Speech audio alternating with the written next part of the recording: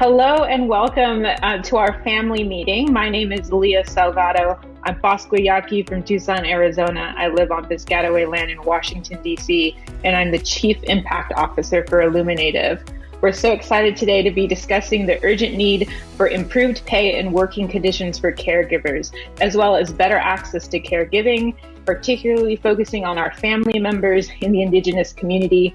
I'm so excited today to be in conversation with the president of the Tsoh Foundation, Valerie Tsosie, and the United States Secretary of the Interior, Deb Haaland. So welcome. To kick things off, I'd like to ask both of you, can you give us a little bit about your experience with caregiving and how caregiving has impacted your life? Secretary Haaland, let's begin with you. Leah, thank you so much for the question. And at one time during my adult life, I worked as a service provider for developmentally disabled adults, where I actually helped developmentally disabled clients to achieve, to live their everyday lives. As I have gotten a little bit older, my mother, who is 86 years old now, is immobile. So I've had lots and lots of experience taking care of her because she wants to stay in her community. She wants to stay in her own home. Even though she can't cook anymore, it's, the responsibility falls on us to make sure that she has the nutrition she needs and that her needs are met. And so, as a family for later years. Valerie, what about you? Wow, so I've been working into the caregiving world for 4 or 5 years now. And I started off with the Navajo Family Caregiver Support Program on the Navajo Nation. And I started learning about a lot of the issues that caregivers go through.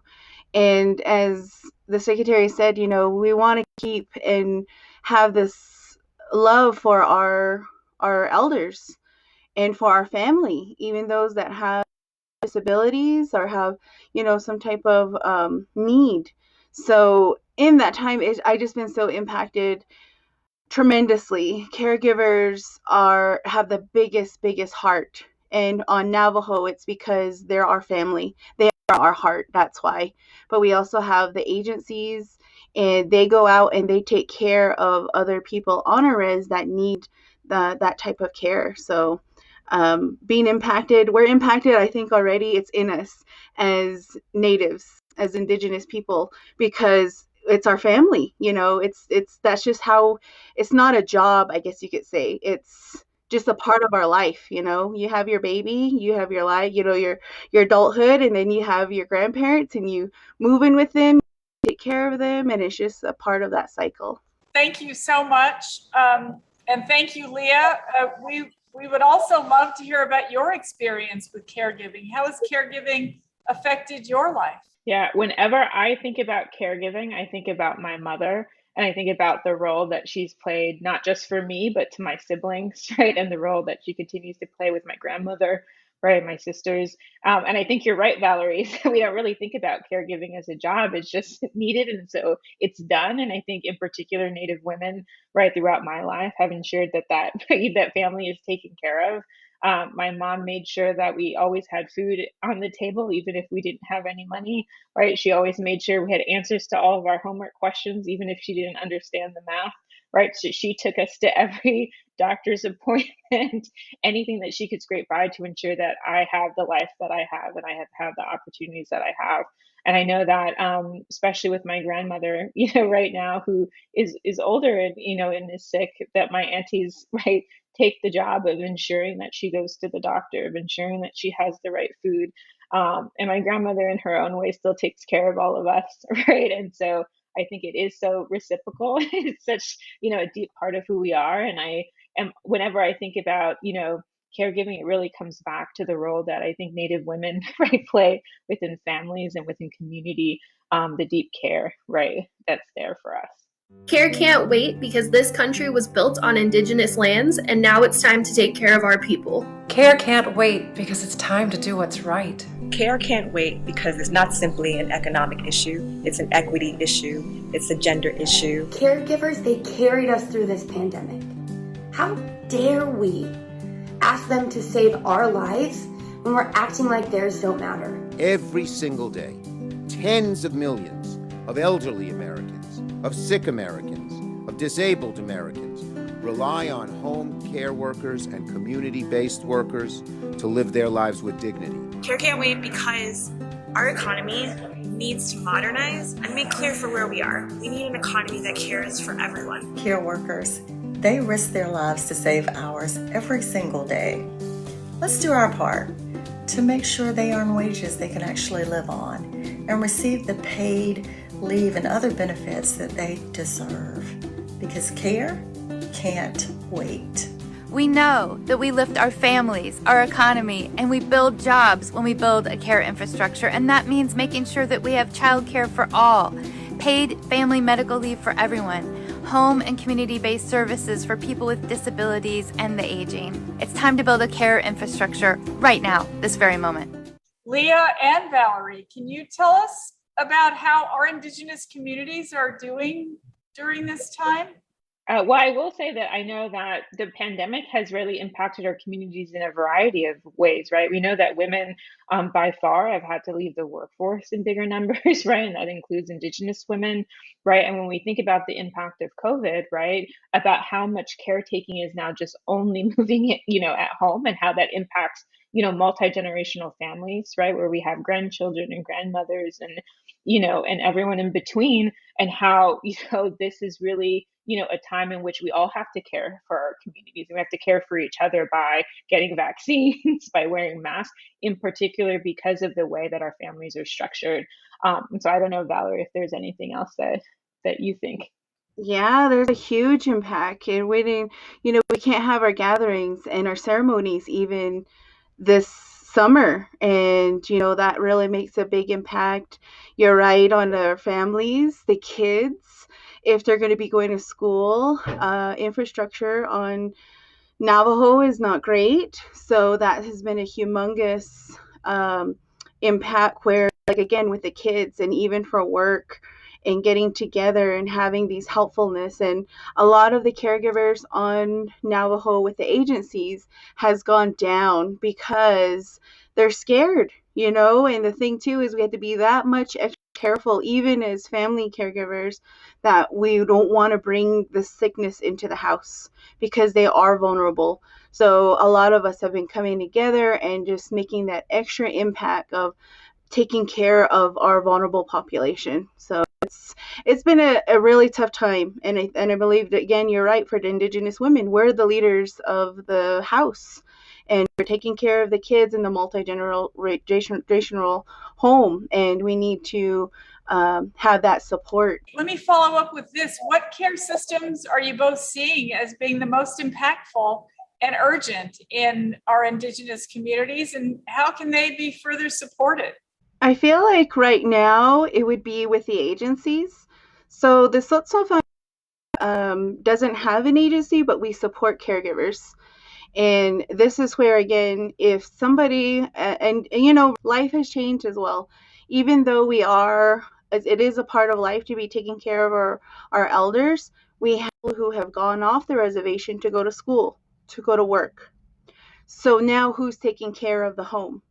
So these agencies have been really good for us to have. But if you're getting paid $10 an hour and you have to, we have this additional stuff right here, right? Not just the driving on the reservation, not just the potholes on the reservation, not just the lack of infrastructure, but now we're going to have to buy masks. We're going to have to buy soap, bring water. We have to think of this new thing that we have to do.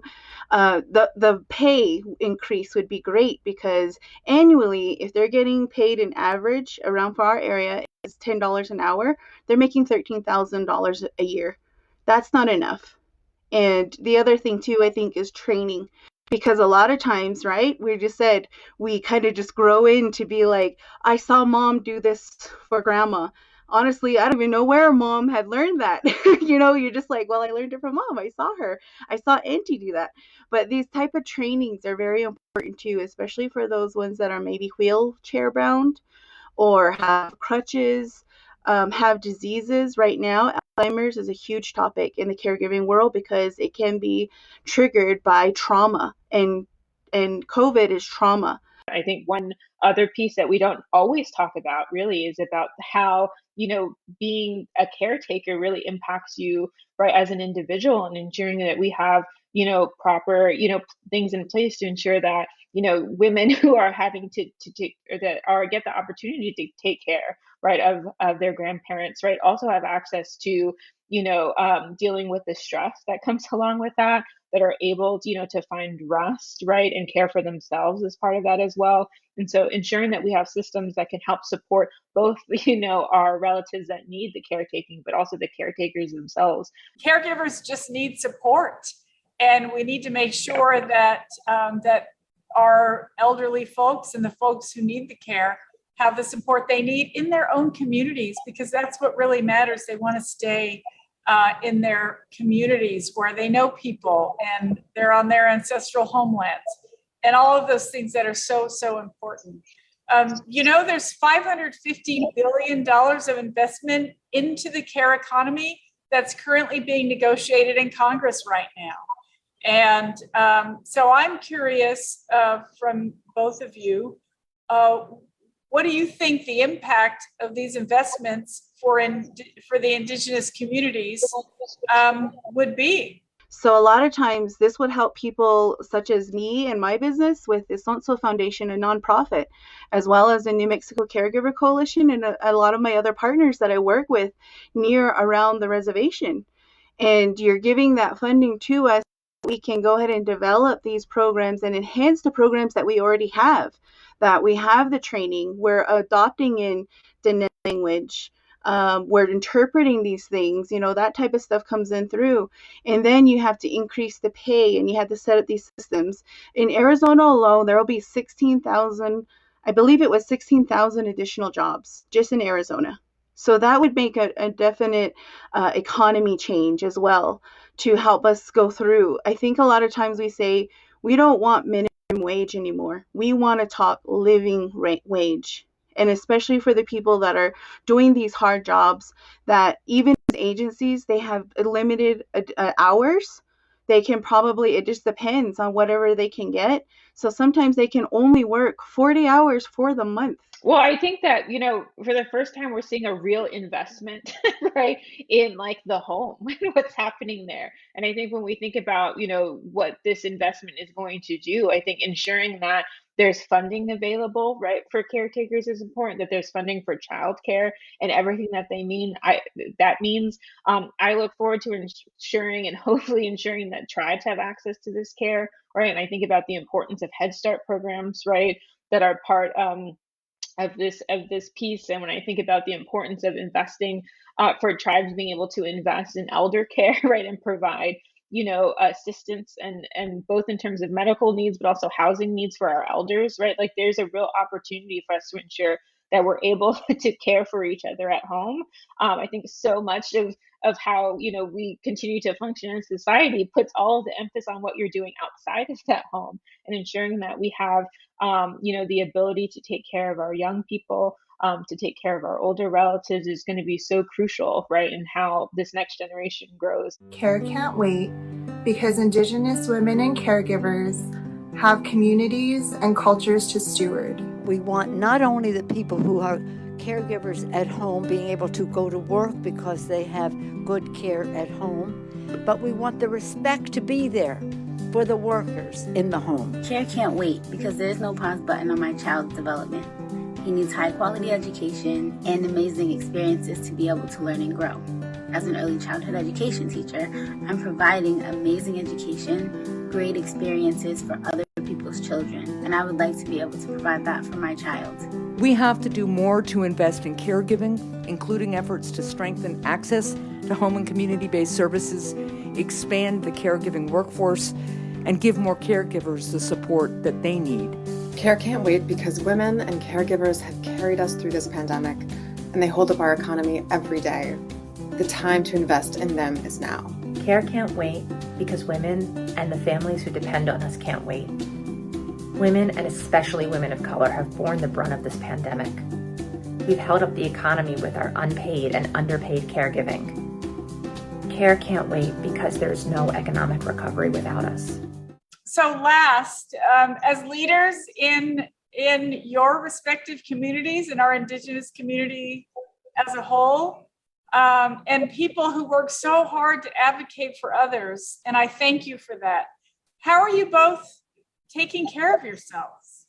I actually teach on this. I teach on this all the time, telling my caregivers, you need to take care of yourself, remember yourself, because honestly, I think it's just a trait of women. We're caregivers and we give ourselves, we constantly, right? We're worrying. We need to make sure that they're eating right. They're taking the pills. Did they sleep? You know, all the things that we need to be saying to ourselves, we need to be doing that. Physical activity, walking even, trying to even stretch, yoga, and my favorite and best thing is family time. I love my family time, getting together. Well, I've been trying to take time to be in good relationship with food. So taking time not just to eat for eating's sake, but like finding joy in the cooking because I really do love it. And sometimes I feel like I'm always like, oh, if I'm cooking, then I'm not advocating, and I need to be doing that instead. So I've been trying new recipes, and I think also finding time, you know, to have good practices. So or to learn new practices. So I've been teaching myself how to bead. And so I have a lot of bloody fingers, I think, periodically, but it's been so soothing and wonderful to be able to do that over the last few months. Thank you. Well, I'll just very quickly, you know, I'm a runner and I've been a runner for, I don't know, probably about 20 years. And so I wake up super early so that I can get a run in before work.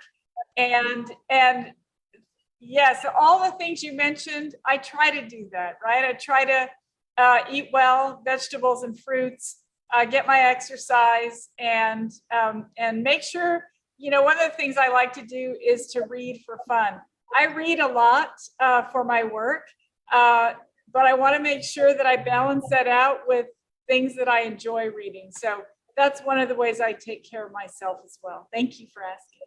Well, thank you, Valerie, and thank you, Secretary Haaland, for joining us for this really deeply important conversation. And thank you so much to the National Domestic Workers Alliance and Caring Across Generations for facilitating this family meeting. It's been so wonderful and powerful and inspiring to share some space with you all today in your busy schedules.